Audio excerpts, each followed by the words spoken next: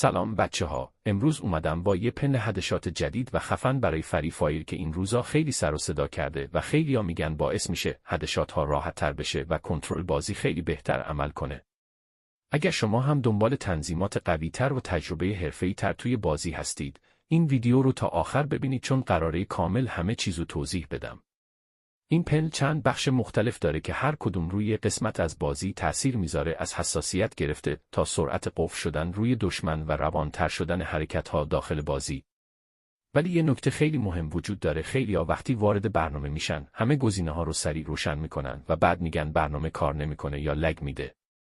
برای همین حتما باید مرحله به مرحله پیش برید. اول وارد برنامه بشید و روی گزینه استارت بزنید.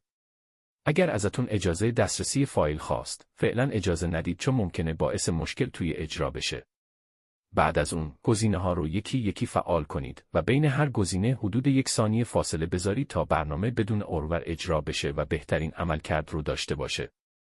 داخل این پنل چند تنظیم مختلف وجود داره که بعضیاش برای هدشات بهتره، بعضیا برای سرعت نشونه و بعضیا هم برای نرم‌تر شدن حرکت‌ها داخل بازیه.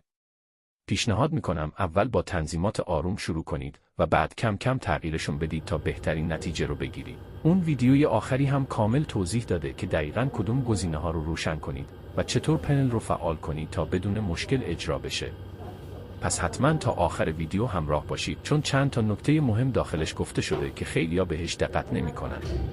اگر از این مدل آموزش‌ها خوشتون میاد و دوست دارید پنل‌های جدید، تنظیمات خفن‌تر و آموزش‌های بیشتر برای فری فایر ببینید، حتما از ویدیو حمایت کنید، لایک بزنید و برای دوستاتون هم بفرستید تا اونا هم استفاده کنن.